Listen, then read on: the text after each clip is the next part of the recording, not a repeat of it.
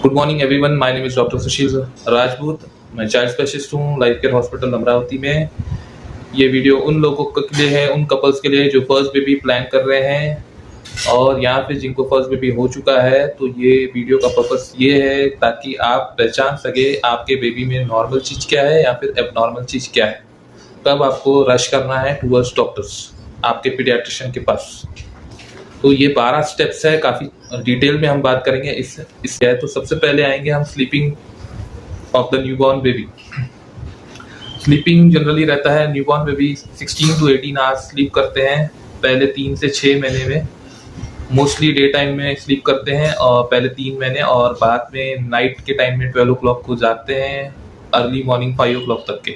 Most of 90% baby वैसे यही pattern normal रहता है उनका। और इस चक्कर में काफी सारे कपल्स, पेरेंट्स जो फ्रस्ट्रेशन में चले जाते हैं कि भाई रात भर बच्चा जगता है, दिन में वो स्लीप करता है और हमारी नींद पूरी होती नहीं है, और हम उस चक्कर में काफी एंग्शियस भी हो जाते हैं, कोई डिप्रेस्ड हो जाते हैं और काफी अनफ्रेश रहते हैं, तो फ्रस्ट्रेशन लेवल बढ़ जाता है।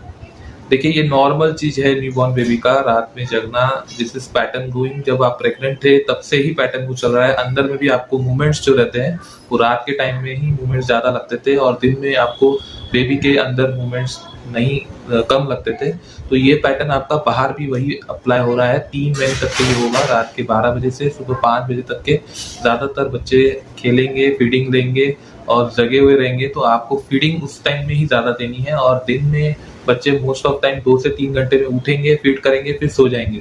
तो आप मदर्स क्या कर सकते हैं, आप अपनी नींद उनके साथ ही पूरी कर लीजिए ताकि रात में आप फ्रस्ट्रेट ना हो और अपने बच्चे को अच्छे तरह से अपना फीडिंग दे सकते हैं। इसके लिए थोड़ा सा 10 से 15 दिन आपको पहले परेशानी जाएगी, क्योंकि काफी सालों से आप रात में सोते आ रहे हैं। लेकिन 3 मंथ्स के बाद ये जो पैटर्न है रिवर्स हो जाता है। बच्चे रात में सोना चालू कर देते हैं और डे टाइम में जगना और खेलना चालू कर देते हैं। पूरी तरह से जो बच्चा सोता है वो है 3 years ऑफ एज। रात को 11 बजे सोया, सुबह में 7-8 बजे उठा, तो वो 3 years ऑफ एज है। 3 months to 1 year तक के 3 to 4 टाइम्स उठेगा। 1 year से 2 years तक के 2 से 3 बार उठेगा और 2 years से 3 years तक के 2 बार उठने की संभावना है। 3 years के बाद मोस्ट प्रोबेबली सारे बच्चे जो रात में सोते हैं सुबह में उठते हैं।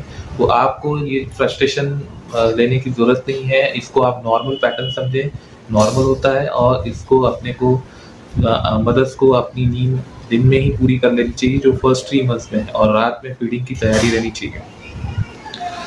सेकेंड नंबर पे आते हैं फीडिंग पैटर्न में आपको बच्चे को पूरा ब्रेस्ट मिल्क देना चाहिए। जितना आप ज्यादा टेंशन लोगे उतना ब्रेस्ट मिल्क कम आता है, क्योंकि आपको पता होगा ब्रेस्ट मिल्क जो है ब्रेन से हाइपोथैलेमस सेंटर स्टिमुलेट होता है और फिर वो ब्रेस्ट से मिल्क निकलता है। जितना बच्चा सक करेगा उतना ही मिल्क आएगा। अगर आपने उसको ऊपर का दूध दिया तो वो सकिंग पावर उसका कम हो जाएगा, मतलब बच्चे को दूध कम लगेगी, तो वो उतना ज्यादा सक नहीं करे, ब्रेस्ट को सक नहीं कर पाएगा और उतना आपको ब्रेस्ट मिल्क नहीं आएगा। किसी भी चीज की टेंशन, स्ट्रेस या कोई और चीज की, नींद नहीं होना या फिर undue unnecessary extra burden, hard work, extra burden काम करना, ये आपके ब्रेस्ट मिल्क पे अफेक्ट हो सकता है। इसलिए आप कोशिश करें कि आप रिलैक्स रहें, अपनी नींद पूरी करें, खाना अच्छे से खाएं, और ताकि आप अपने बच्चे को ज़्यादा से ज़्यादा ब्रेस्ट मिल्क दे सकें। 6 मंथ तक के ब्रेस्ट फीडिंग करना है। बच्चे ज़्यादातर फर्स्ट 3 मंथ में रात को फीडिंग ज़्यादा लेते हैं, हाफ एन आवर में फीडिंग ज़्यादा लेंगे, और डे टाइम में 2 hours to 3 hours में ब्रेस्ट फीडिंग लेंगे। फीडिंग के ऊपर एक और हम टॉपिक बाद में लेंगे कि जिस मदर को फीडिंग नहीं आता है तो कौन से मिल्क आप एक्स्ट्रा दे सकते हैं, कब दे सकते हैं, कैसे दे सकते हैं, उसके बारे में हम दूसरा वीडियो बनाएंगे डिटेल में। तो वो मैं आपको लिंक फ्यूचर में वो वीडियोस भी शेयर करते रहूँगा। पॉटी कितने बार बच्चों पॉटी करता है, पॉटी का पैटर्न क्या रहता है, वो भी जानना बहुत जरूरी है। नॉर्मली 5 से 7 बार पॉटी बच्चों कर सकता है पर डे में, या फिर 1 हफ्ते में 1 बार पॉटी कर सकता है। ये भी नॉर्मल पैटर्न है।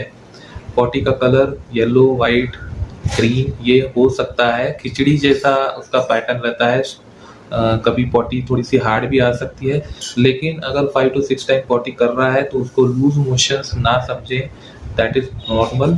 लूज मोशन नहीं है और लूज मोशंस की दवाइयाँ भी ना दें तो वो नॉर्मल पैटर्न गिना जाएगा।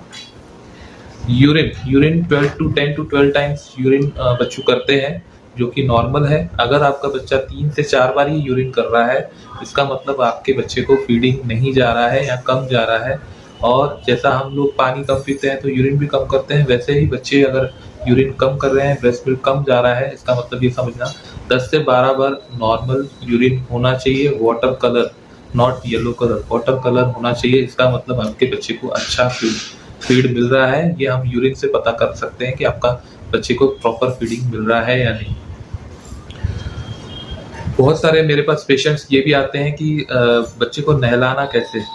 तो पहले 1 मंथ में जनरली आप पानी सर से ना डालें, आपको पानी डालना है शोल्डर से पानी आप डालें और सर, चेहरा और सर पूरा आप पोंछ सकते हैं गीले अच्छे कपड़े से पहले फर्स्ट मंथ में।